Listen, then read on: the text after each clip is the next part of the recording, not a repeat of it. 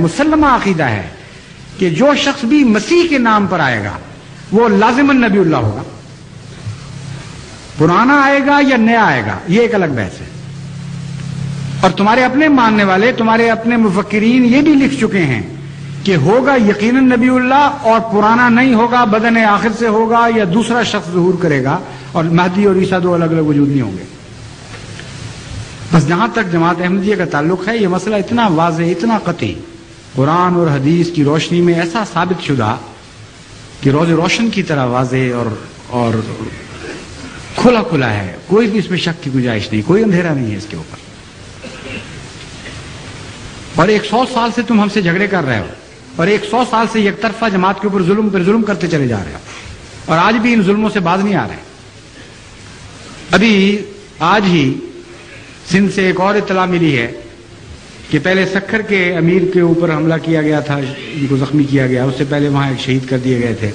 اب نواب شاہ کے امیر کو آج صبح 11 بجے شہید کر دیا گیا. کیا اس طرح یہ مسئلے طے ہوں گے؟ ایک احمدی شہید کرو گے، 2 کرو گے، 4 کرو گے، 1000 کرو گے، جتنے چاہو شہید کرتے چلے جاؤ. ہم تو یہ جانتے ہیں کہ خدا تعالیٰ انہیں زندہ ہی قرار دیتا ہے اور زندہ ہی قرار دیتا رہے گا. تمہیں توفیق نہیں ہے کہ جسے خدا زندہ کرے تم اس کو مار سکو. ہاں، جسے خدا نے مار دیا ہے اس کو زندہ کرنے کی کوشش کر رہے ہو. تم اس بات میں بھی ناکام رہے ہو، اس میں بھی ناکام رہو گے، اور کبھی عیسیٰ کو زندہ نہیں کر سکو گے. اگر جماعت کو مارنا ہے تو 10 یا 100 یا 1000 آدمیوں کو مارنے سے جماعت نہیں مرے گی. ایک آدمی کو زندہ کر کے دکھا دو، ساری جماعت مر جاتی ہے. اور وہ حضرت عیسیٰ علیہ السلام. اتنا لمبا جھگڑا ہو گیا، 100 سال ہو گئے، دنیا کہیں سے کہیں پہنچ گئی، اور آج سے 100 سال پہلے، اس سے بھی پہلے سے تمہارے علماء یہ کہتے ہیں کہ تم بالکل تباہ حال ہو چکے ہو، اسلام کا نام و نشان تم میں باقی نہیں رہا. تو عیسیٰ بیٹھے کر کیا رہے ہیں اوپر سے؟ اوپر اترتے کیوں نہیں؟ احمدیوں کو مارنے کی بجائے ایک مرے ہوئے کو زندہ کر کے دکھا دو. اور میں جماعت احمدیہ کی طرف سے چیلنج دیتا ہوں تمہیں، اس بات پر جھگڑا ختم ہو جاتا ہے. اگر حضرت عیسیٰ علیہ السلام کو تم نے زندہ اتار دیا تو خدا کی قسم میں اور میری ساری جماعت سب سے پہلے بیعت کریں گے.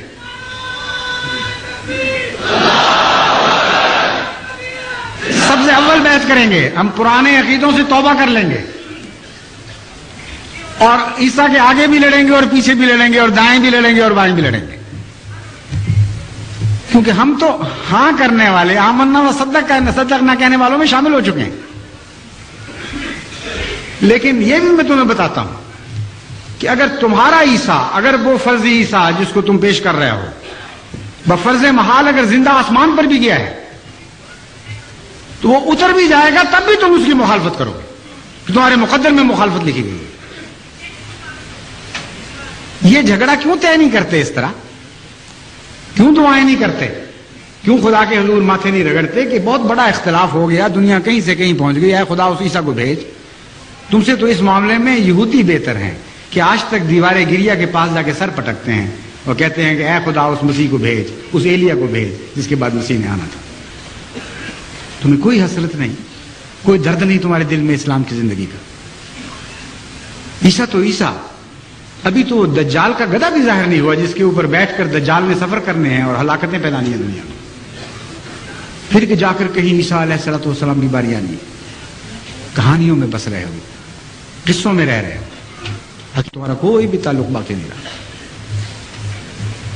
حسرت ہے تم پر، اور ہم ان حسرتوں کے ساتھ تمہارے لیے دعائیں کرتے ہیں. میں اس خدا کی عزت و جلال کی قسم کھا کے کہتا ہوں جس کے ہاتھ میں میری جان اور تمام احمدیوں کی جان ہے کہ اگر واقعتاً عیسیٰ زندہ ہے اور ہم جھوٹے ہیں تو ہم سب کو ہلاک کر دے اور نیست و نابود کر دے. مگر خدا کی قسم عیسیٰ مر چکا ہے اور اسلام زندہ ہے. آج اسلام کی زندگی تم سے ایک فدیہ چاہتی ہے. وہ کیا ہے؟ عیسیٰ کی موت. اس لیے عیسیٰ کو مرنے دو، اسی میں اسلام کی زندگی ہے. السلام علیکم ورحمۃ اللہ.